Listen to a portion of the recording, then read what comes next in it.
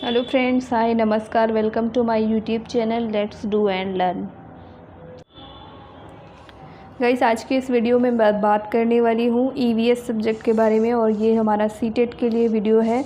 आज हम बात करेंगे क्वेश्चन पेपर जो 2018 का था, उसमें ईवीएस में कौन से क्वेश्चंस आए थे उनके बारे में हम डिस्कस करने वाले हैं विथ आंसर्स। तो आप हमारे साथ बने रहिए। जिन लोगों ने अभी तक हमारे यूट्यूब चैनल को सब्सक्राइब नहीं किया है गाइस, आप सब प्लीज़ हमारे यूट्यूब चैनल को सब्सक्राइब कर लें। आइए चलते हैं प्रश्न नंबर 61 की ओर। तो प्रश्न नंबर 61 क्या कहता है, जो कि ईवीएस का है। पहला क्वेश्चन है ईवीएस का, यानी कि इसका जो नंबरिंग है वो 61 है, बट है तो ईवीएस का ये फर्स्ट क्वेश्चन। तो बात करते हैं। अभय ने अपने छात्रों से उन बीमारियों पर समूहों में एक सर्वेक्षण करने के लिए कहा जिनसे उनके पड़ोस के लोग पीड़ित थे। पाठ्य पुस्तक में सर्वेक्षण का उल्लेख नहीं किया गया है। इस शिक्षण अधिगम की रणनीति के लिए कौन सा विकल्प प्रासंगिक नहीं है? गाइस, नहीं है ये बताना है। ऑप्शंस पढ़ लेते हैं। ऑप्शन क्या कहता है, इसने बच्चों को डेटा हैंडलिंग समझने और एक साथ काम करने में सक्षम बनाया। बी ऑप्शन है, इससे समुदाय को उन बीमारियों को समझने में मदद मिली जिनसे वे पीड़ित थे।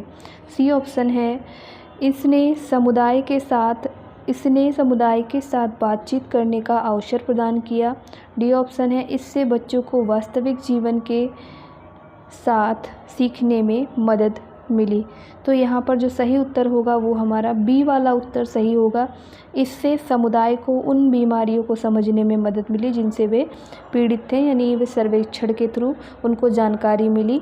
तो ये हमारा जो उत्तर होगा ये सही उत्तर होगा। और इसके बारे में यहाँ पर क्या है कि जो अभय ने ये एक्सपेरिमेंट किया उससे लोगों को इसके बारे में जानकारी मिली।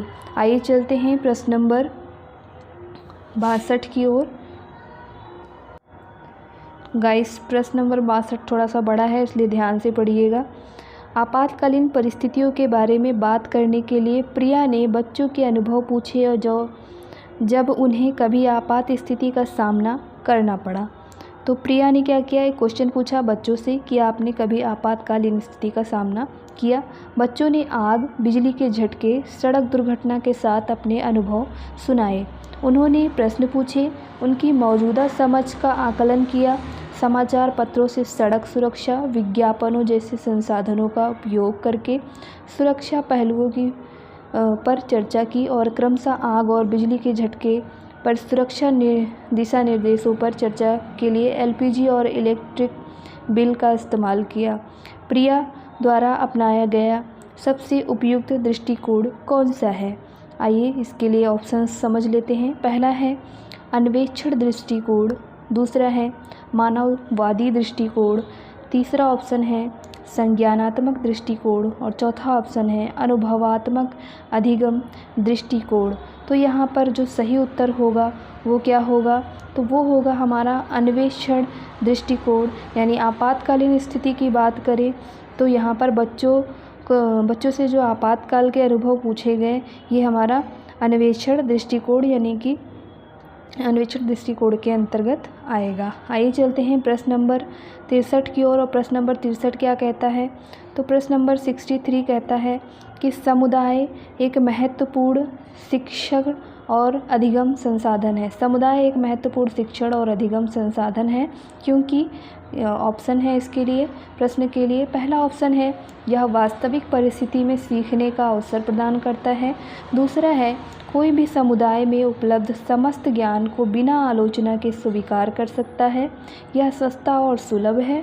लास्ट ऑप्शन है, बुजुर्ग लोग बुद्धिमान हैं और उनके पास समय है। तो यहाँ पर जो सही उत्तर होगा वो क्या होगा कि हमारा ये जो है वास्तविक परिस्थिति में सीखने को अवसर प्रदान करता है। कौन? समुदाय की बात करें, कम्युनिटी की बात करें तो ये प्रश्न नंबर 63 का जो ए वाला ऑप्शन है वो हमारा सही उत्तर होगा। आइए चलते हैं प्रश्न नंबर 64 की ओर।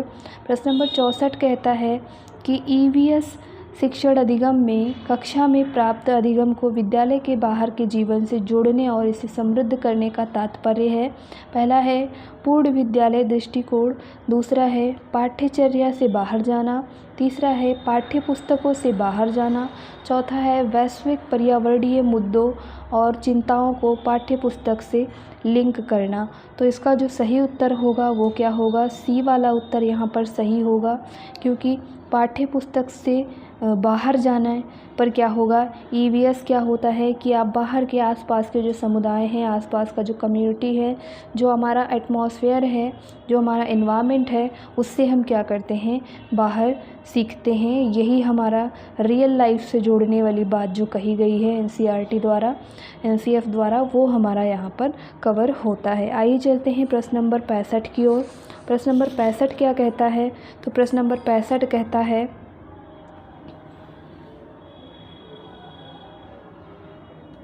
कक्षा 3 के छात्रों को रमा ने सिखाया कि पिता, माँ और उनके बच्चे एकल परिवार का संगठन करते हैं। यदि दादा दादी एवं अन्य रिश्तेदार साथ रहते हैं तो यह एक विस्तारित परिवार है। आप इसके बारे में क्या सोचते हैं? तो पहला जो ऑप्शन है, शिक्षण अधिगम दृष्टिकोण समावेशी नहीं है, क्या ऐसा है? फिर दूसरा ऑप्शन कहता है परिवार की अवधारणा को इसी तरह सिखाया जाना चाहिए। तीसरा ऑप्शन है परिवार की परिभाषा गलत है, रमा अपने छात्रों के प्रति असंवेदनशील है। तो यहाँ क्वेश्चन नंबर 65 का जो सही आंसर होगा वो होगा शिक्षण अधिगम दृष्टिकोण समावेशी नहीं है। तो ये वाला जो उत्तर होगा वो सही होगा। आइए चलते हैं प्रश्न नंबर 66 की ओर। और प्रश्न नंबर 66 क्या कहता है, ये कहता है कि निम्नलिखित में से कौन सी ईवीएस कक्षा में गतिविधि है या फिर गतिविधियां हैं। तो पहला है फील्ड भ्रमण, ये गतिविधि है या नहीं। दूसरा है श्यामपट्ट का उपयोग, ये है या नहीं। चित्र पढ़ना, ये है या नहीं। या डी ऑप्शन है उपयुक्त सभी। तो ईवीएस में गतिविधि क्या है, यानी कि जो हमारा गतिविधि है वो कौन सी चीज़ें हैं, तो यहाँ पर सभी ये तीनों चीज़ें ही क्या हैं, गतिविधि के अंतर्गत आती हैं, एक्शन के अंतर्गत आती हैं। आइए चलते हैं, एक्टिविटी के अंतर्गत ये तीनों चीज़ें आएंगी, चाहे वो फील्ड का भ्रमण हो, श्यामपट्ट का उपयोग हो या फिर चित्र पढ़ना हो।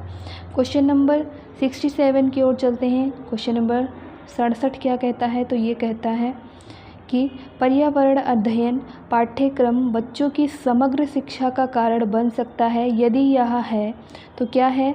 पहला है समावेशी, दूसरा है विषयगत, तीसरा है एकीकृत और चौथा है उपयुक्त सभी। तो अगर पर्यावरण अध्ययन की बात करें पाठ्यक्रम की, तो समग्र शिक्षा का कारण तभी बनेगा जब ये सारी चीज़ें हों, समावेशन भी हो, विषयगत भी हो और एकीकृत भी किया गया हो इनको। तो ये हमारा जो है क्या है, सबसे बेस्ट आंसर है, यानी यहाँ उपयुक्त सभी, यानी डी उत्तर सही होगा। आइए चलते हैं प्रश्न नंबर 68 की ओर। और प्रश्न नंबर 68 क्या कहता है, तो ये कहता है कि ईवीएस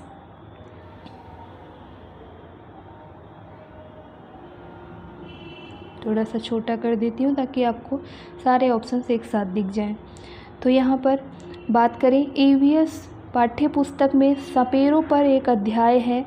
इसका उद्देश्य बच्चों को जागरूक करना और संवेदनशील बनाना है। तो इसके लिए पहला ऑप्शन है कि सपेरे सांपों को नुकसान नहीं पहुंचाएं और उन्हें अपनी आजीविका से वंचित करने से पहले विकल्पों को प्रदान करने की आवश्यकता है। बी ऑप्शन कहता है कि पशुपालन आजीविका का अच्छा स्रोत है। सी ऑप्शन कहता है कि यह एक अवैध कार्य है। सपेरे, डी ऑप्शन कहता है सपेरों के लिए, क्योंकि इन दिनों अक्सर उन्हें नहीं देखते हैं। तो ये हमारा 4 ऑप्शन है।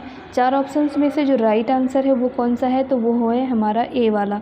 ए वाला सही उत्तर होगा, क्योंकि सपेरे सांपों को नुकसान नहीं पहुंचाएं और उन्हें आजीविका से वंचित करने से पहले उन्हें विकल्प दे दिया जाए, विकल्प देने की आवश्यकता है। तो प्रश्न नंबर 68 का ये ए वाला उत्तर सही होगा। आइए चलते हैं प्रश्न नंबर 69 की ओर। और ये कहता है विद्यालय में मिड डे मील के लिए कौन सा सबसे प्रासंगिक है।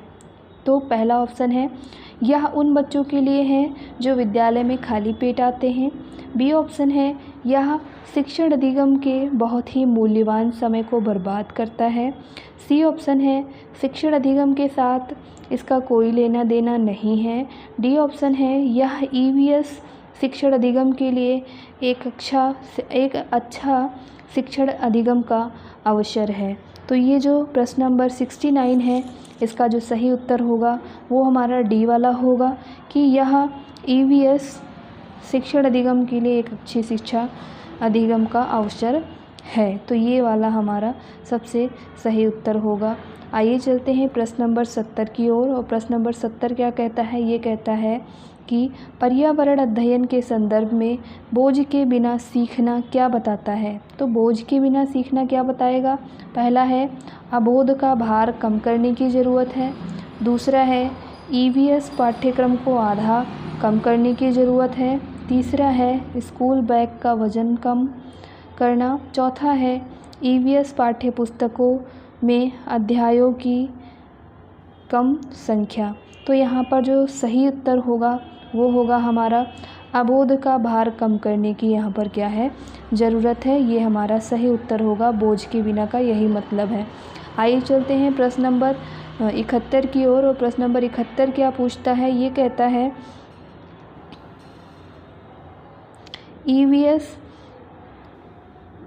ईवीएस कक्षा में समूह में सीखने का क्या उद्देश्य है? यानी ग्रुप जो लर्निंग है उसका क्या एम है? तो पहला ऑप्शन इसके लिए है, सहयोग के मूल्यों को लागू करने और एक साथ काम करने के लिए प्रत्येक बच्चे को सक्रिय रूप से भाग लेने और सीखने में सक्षम बनाना। दूसरा है, छात्रों को आसानी से प्रबंधित करना और वर्कलोड को कम करना। सी ऑप्शन है, लड़के और लड़कियां अलग अलग सीख सकते हैं। डी ऑप्शन है, कम और उच्च प्रदर्शन वाले छात्रों को अलग करना और उपचारात्मक शिक्षण यहाँ पर उन्हें प्रदान करना। तो प्रश्न नंबर 71 का जो सही उत्तर होगा वो क्या होगा? सहयोग के मूल्य, क्योंकि आपस में जब वो काम करेंगे तो एक दूसरे का सहयोग करेंगे, ग्रुप में उनका सहयोग एक दूसरे का वो खुद करते हैं, इसलिए यहाँ पर सहयोग के मूल्यों को लागू करने और एक साथ काम करने के लिए प्रत्येक बच्चे को सक्रिय रूप से भाग लेने और सीखने में सक्षम बनाना, ये हमारा मेन एम है ईवीएस लर्निंग का ग्रुप में। आइए नेक्स्ट बात करते हैं क्वेश्चन नंबर 72 की। बाला का पूरा रूप क्या है? बाला का पूरा रूप क्या है ये बताना है। पहला है, अधिगम सहायक के रूप में बिल्डिंग। दूसरा है, ब्रेल सहायता प्राप्त अधिगम आकलन। तीसरा है, मस्तिष्क सहायता प्राप्त अधिगम असाइनमेंट। चौथा है, अधिगम सहायक के रूप में ब्रेल। तो बाला का जो मीनिंग है वो क्या है? अधिगम सहायक के रूप में बिल्डिंग बनाना, यानी building as, B for building, A for as, L for learning, A for aid, यानी बिल्डिंग एज लर्निंग एड्स। तो यहाँ पर ए वाला जो उत्तर होगा वो राइट आंसर होगा। आइए चलते हैं प्रश्न नंबर 73 की ओर। और प्रश्न नंबर 73 क्या कहता है? ये कहता है कि वैकल्पिक ढांचे का क्या अर्थ है? यानी वैकल्पिक जो ढांचा है इसका क्या अर्थ है? पहला है, वर्तमान में वैज्ञानिकों और सामाजिक वैज्ञानिकों द्वारा आयोजित विचार। दूसरा है, सभी विचार जो दृढ़ता से बच्चों द्वारा अर्जित किए जाते हैं। तीसरा है, विभिन्न भौतिक घटनाओं का पाठ्य पुस्तक स्पष्टीकरण। चौथा है, विचार जो अवधारणाओं के औपचारिक रूप से स्वीकृत स्पष्टीकरण से अलग हैं। तो यहाँ 73 का जो राइट आंसर होगा वो होगा हमारा डी वाला, विचार जो अवधारणाओं के औपचारिक रूप से स्वीकृत व स्पष्टीकरण से अलग हैं, ये वाला उत्तर सही होगा। आइए बात करते हैं प्रश्न नंबर 74 की। और प्रश्न नंबर 74 क्या कहता है? ये कहता है कि महिलाएं पुरुषों की तुलना में कमज़ोर हैं, यह क्या है? तो ये आपको पता है इसका आंसर। पहला ऑप्शन है रूढ़िबद्ध धारणा। दूसरा है अंधविश्वास, तीसरा है मिथक और चौथा है वैज्ञानिक तथ्य। तो इसमें जो राइट आंसर होगा, आप जानते हैं कि ऐसा मानना क्या है, रूढ़िवादिता को बढ़ाना है। तो रूढ़िबद्ध धारणा है कि महिलाएं पुरुषों की तुलना में क्या हैं, तो कमज़ोर हैं।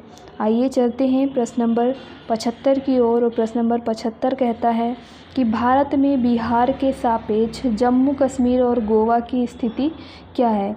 अगर भारत का नक्शा आपको दे दिया जाए, गाइस ये क्वेश्चन कई बार रिपीटेड आ चुका है, इसलिए आप इसको ध्यान से पढ़ें। तो ये क्या है, भारत में बिहार के सापेक्ष जम्मू कश्मीर, यानी बिहार को ध्यान में रखते हुए आपको जम्मू कश्मीर की लोकेशन बतानी है। पहला है उत्तर पश्चिम और दक्षिण पश्चिम, दूसरा है दक्षिण पश्चिम और उत्तर पूर्व, तीसरा है पूर्व और पश्चिम, चौथा है पश्चिम और पूर्व। तो प्रश्न नंबर 75 का जो राइट आंसर होगा वो है हमारा उत्तर पश्चिम और दक्षिण पश्चिम। नेक्स्ट बात करते हैं प्रश्न नंबर 76 की। तो प्रश्न नंबर 76 क्या कहता है, ये कहता है कि वाष्पीकरण की प्रक्रिया निम्नलिखित में से किस स्थिति में सबसे धीमी होगी। वाष्पीकरण की प्रक्रिया की बात करें तो सबसे धीमी कब होगी। पहला ऑप्शन है सतत क्षेत्र घटता है लेकिन तापमान बढ़ता है, दूसरा है सतत क्षेत्र और तापमान दोनों में कमी आती है, तीसरा है दोनों में वृद्धि होती है, और सतत क्षेत्र बढ़ता है लेकिन तापमान घटता है, ये हमारा चौथा ऑप्शन है। तो यहाँ पर जो सही उत्तर है वो है हमारा बी वाला, सतत क्षेत्र और तापमान दोनों में कमी होती है वाष्पीकरण से। आइए चलते हैं प्रश्न नंबर 77 पर। और प्रश्न नंबर 77 क्या कहता है, ये कहता है कि स्थानों, दूरियों और दिशाओं की सापेक्ष स्थिति को समझने की स्थिति क्या कहलाती है, इस क्षमता को क्या कहते हैं। पहला है स्थितीय कौशल, दूसरा है ग्राफिक कौशल, तीसरा है दिशात्मक कौशल, चौथा है चित्रण कौशल। तो इसमें जो डी ऑप्शन है चित्रण कौशल, ये हमारा यहाँ पर सही उत्तर होगा। आइए बात करते हैं प्रश्न नंबर 78 की, जो कि एनसीएफ से लिया गया है। और एनसीएफ का ये जो क्वेश्चन है, क्वेश्चन नंबर 78 कहता है कि किस राष्ट्रीय पाठ्यचर्या फ्रेमवर्क एनसीएफ ने प्राथमिक स्तर पर एक एकीकृत पाठ्यचर्या क्षेत्र के रूप में पढ़ाए जाने के लिए पर्यावरण अध्ययन की सिफारिश की। कौन से साल के एनसीएफ में ऐसा कहा गया। तो पहला है एनसीएफ 2000, दूसरा है 1975, तीसरा है 2005 और यहाँ पर डी ऑप्शन है 1988। तो यहाँ पर आप जानते हैं कि एनसीएफ ने क्या किया था, 1975 में क्या किया था, प्राथमिक स्तर पर ईवीएस को पढ़ने पर यहाँ पर सिफारिश इसकी की थी पर्यावरण अध्ययन के लिए। आइए बात करते हैं प्रश्न नंबर 79 की। ये क्या पूछता है कि भारत में किस क्षेत्र में स्थानांतरित खेती का रिवाज है। स्थानांतरित का मतलब कि एक बार खेती यहाँ की जा रही, दूसरी बार दूसरी जगह की जा रही, स्थानांतरण हो रहा है। तो ये पहला ऑप्शन इसके लिए है उत्तर पश्चिम क्षेत्र, दूसरा है दक्षिण पूर्वी क्षेत्र, तीसरा है उत्तर पूर्वी क्षेत्र और चौथा है दक्षिणी क्षेत्र। तो प्रश्न नंबर 79 का जो राइट आंसर है वो क्या है, तो वो सी वाला उत्तर है। उत्तर पूर्वी क्षेत्र में क्या होता है, ऐसा स्थानांतरण वाला खेती होता है। बात करते हैं प्रश्न नंबर 80 की। प्रश्न नंबर 80 कहता है प्रश्न नंबर 80 कहता है नदी बांधों से उत्पन्न जल विद्युत के लिए निम्नलिखित में से कौन सा कथन सत्य नहीं है। पहला ऑप्शन है जल विद्युत सुविधाओं से बड़े पर्यावरणीय प्रभाव हो सकते हैं, दूसरा है बांध स्वदेशी लोगों को अपनी नदी की जीवन रेखाओं से अलग करते हैं, सी ऑप्शन है बांध टिकाऊ विकास को प्रोत्साहित करते हैं, डी ऑप्शन है यह पानी या हवा को प्रदूषित नहीं करता। तो इन चार ऑप्शंस में से जो सही उत्तर है वो है बांध टिकाऊ विकास को प्रोत्साहित करते हैं, ये वाला उत्तर यहाँ पर सही होगा। ये चलते हैं प्रश्न नंबर 81 पर। ये कहता है कि निम्नलिखित में से कौन सी ग्रीन हाउस गैसें हैं। पहला है मीथेन, दूसरा है जल वाष्प, तीसरा है CO2, चौथा है उपयुक्त सभी। तो प्रश्न नंबर 81 का जो राइट आंसर होगा वो होगा उपयुक्त सभी, यानी ग्रीन हाउस गैसें हम इन सभी को बोलते हैं। ये सारी ही मीथेन, जल वाष्प, कार्बन डाइऑक्साइड, ये सभी ग्रीन हाउस की गैसें हैं। आइए बात करते हैं प्रश्न नंबर 82 की। तो प्रश्न नंबर 82 कहता है कि भारत में ठंडे रेगिस्तान मानसून से प्रभावित क्यों नहीं होते। भारत में ठंडे रेगिस्तान मानसून से क्यों नहीं प्रभावित होते, ये आपको बताना है। तो पहला है, ठंडे रेगिस्तान में हवा बहुत पतली होती है। दूसरा है, ठंडे रेगिस्तान बहुत ऊंचाई पर हैं। तीसरा है, ठंडे रेगिस्तानों में गर्म गर्मियों और बेहद ठंडी सर्दियां होती हैं। चौथा ऑप्शन है, ठंडे रेगिस्तान हिमालय की वृष्टि छाया में होते हैं। तो यहाँ पर ये वाला जो उत्तर है ये सही उत्तर होगा, ठंडे रेगिस्तान हिमालय की वृष्टि छाया में होते हैं। डी ऑप्शन यहाँ पर सही होगा, क्योंकि ये कहाँ पाए जाते हैं, ये लेह लद्दाख के क्षेत्र में पाए जाते हैं। लेह लद्दाख हमारा जम्मू कश्मीर के पास यहाँ पर स्थित है और यहाँ पर वृष्टि छाया प्रदेश होते हैं हिमालय के, इसीलिए यहाँ पर ऐसा होता है। आइए चलते हैं प्रश्न नंबर 83 की बात करते हैं। सबसे फेमस क्वेश्चन है, ताजमहल के पीले होने के लिए निम्नलिखित में से कौन जिम्मेदार है। पहला है सल्फ़र, दूसरा है क्लोरीन, तीसरा है नाइट्रोजन डाइऑक्साइड, चौथा है सल्फ़र डाइऑक्साइड। तो इस क्वेश्चन के बारे में आपने सुन रखा होगा। तो यहाँ पर सबसे ज़्यादा जो गैस है जो इफ़ेक्ट डाल रही है तो वो क्या है, सल्फ़र डाइऑक्साइड, जो कि हमारा क्या है, एसिड रेन का मेन क्या है, तो ये एसिड रेन का मेन गैस है, जिसकी वजह से सल्फ़र डाइऑक्साइड की वजह से ही क्या हो जाए, ताजमहल का रंग पीला हो रहा है। और अब बात करते हैं नेक्स्ट, हमारा जो 84 क्वेश्चन है वो क्या है, गोलकोंडा किला किसने बनवाया था। पहला है काकतीय राजवंश, दूसरा है पल्लव राजवंश, तीसरा है हमारा चोल राजवंश और चौथा है चालुक्य राजवंश। तो दोस्तों ये है गोलकुंडा जो बनवाया था वो काकतीय राजवंश ने बनवाया था। और ये कितने सन में बनवाया था, तो इन्होंने बनवाया था 1163 से लेकर ये 1323 ईस्वी। तो ये इनका है। और ये आज गोलकोंडा कहाँ है, तो ये तेलंगाना क्षेत्र में है, आज तेलंगाना के क्षेत्र में ये स्थित है। आइए चलते हैं प्रश्न नंबर 85 की बात कर लेते हैं। 15 ग्राम पर ml घनत्व और 3 ml आयतन वाले किसी वस्तु का द्रव्यमान क्या होगा। तो ये सॉल्व करके निकल जाएगा। यहाँ पर डी वाला उत्तर क्या होगा, 45 ग्राम, ये सही उत्तर होगा। ये चलते हैं प्रश्न नंबर 86 की ओर। राशि बतानी है, ये हमारा निम्नलिखित में से कौन सी अदिश राशि है। पहला है संवेग, दूसरा है भार, तीसरा है द्रव्यमान, चौथा है गुरुत्वाकर्षण। तो ये आपको बताना है। तो यहाँ पर जो राइट आंसर होगा वो है द्रव्यमान, क्योंकि द्रव्यमान क्या है, ये एक अदिश राशि है। और जबकि संवेग की बात करें, भार की बात करें, गुरुत्वाकर्षण की बात करें, तो ये सारी ही सदिश राशियाँ हैं। आइए चलते हैं प्रश्न नंबर 87 की ओर। और प्रश्न नंबर 87 क्या कहता है, ये कहता है कि एक ऐसी वस्तु जिसमें से कोई प्रकाश किरण गुजर नहीं सकती कहलाती है। पहला है पारदर्शी, दूसरा है उत्तल, तीसरा है अपारदर्शी, चौथा है पारभासी। आप जानते हैं आर पार कुछ नहीं जा रहा, तो क्या है, अपारदर्शी है। सी वाला उत्तर यहाँ पर सही होगा। आइए चलते हैं प्रश्न नंबर 88 की बात करते हैं। पृथ्वी की सतह पर किसी वस्तु का भार क्या होगा जिसका द्रव्यमान चंद्रमा की सतह पर 10 किलोग्राम है। तो अगर हम बात करें कि जितना वज़न हमारा, मान लीजिए यहाँ 60 kg हमारा वज़न है, तो चंद्रमा पर जाने पर उसका 1/6 हो जाता है, 1/6 हो जाता है। तो हमारा भार वहाँ कितना हो जाएगा, तो 10 kg हो जाएगा वहाँ पर। अगर वहाँ पर चंद्रमा पर 10 kg है तो यहाँ पर हमारा उसका भार कितना हो जाएगा, 60 हो जाएगा, 60 kg हो जाएगा। और शायद यही वाला क्वेश्चन है, आइए हम देख लेते हैं। हाँ गाइस, यही वाला क्वेश्चन है, मैंने सही उत्तर बताया। यहाँ पर लिखा क्या है, 60 न्यूटन, 10 न्यूटन और 60 किलोग्राम, 10 किलोग्राम। तो जो सी वाला ऑप्शन है 60 kg, ये हमारा राइट आंसर होगा, क्योंकि 1/6 वहाँ पर यहाँ का वेट वहाँ चंद्रमा पर हो जाता है। आइए बात कर लेते हैं प्रश्न नंबर 89 की। ये कहता है कि एक विलेय का विघटन दर डैश पर निर्भर करता है। पहला है सतह क्षेत्र, दूसरा है भार, तीसरा है दाब, चौथा है तापमान। तो ये किस पे डिपेंड करता है, तो प्रश्न नंबर 89 का आंसर है सतह क्षेत्र। ये सतह क्षेत्र पर निर्भर करता है। आइए चलते हैं प्रश्न नंबर 90 की ओर। प्रश्न नंबर 90 क्या कहता है? ये कहता है सुषमा चाहती है कि उसके छात्रों को पेड़ों के संरक्षण के लिए संवेदनशील बनाया जाए। निम्नलिखित में से कौन सी ऐसा करने की सबसे उपयुक्त क्या है रणनीति है? कौन सा ऐसा मेथड है जो सबसे ज़्यादा कारगर है? तो इसके लिए आइए देख लेते हैं। पहला ऑप्शन है पोस्टर बनाना। दूसरा है बच्चे को एक पौधे को अपनाने और पोषित करने की में मदद करना। कक्षा में बहस आयोजित करना और समूह चर्चा। तो आप जानते हैं सबसे अच्छा है करके सीखना। बच्चे करके कब सीखेंगे?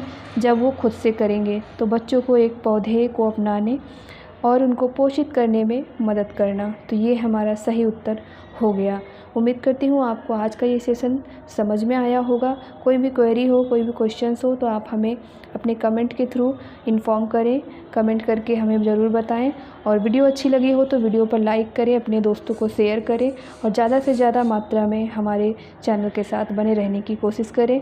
मैं कोशिश करूँगी कि आपको ज़्यादा से ज़्यादा MCQ सीरीज़, साथ ही साथ मैं सीटेट के कुछ इम्पॉर्टेंट नोट्स के जो टॉपिक हैं, जो टॉपिक्स ऐसे हैं जो बहुत ही इम्पॉर्टेंट है, जो एग्ज़ाम में जिनसे क्वेश्चंस आते हैं वो मैं कवर करने वाली हूँ। तो उन वीडियोज़ के लिए आपको हमारे साथ बने रहना होगा। Thank you for watching. Have a nice day.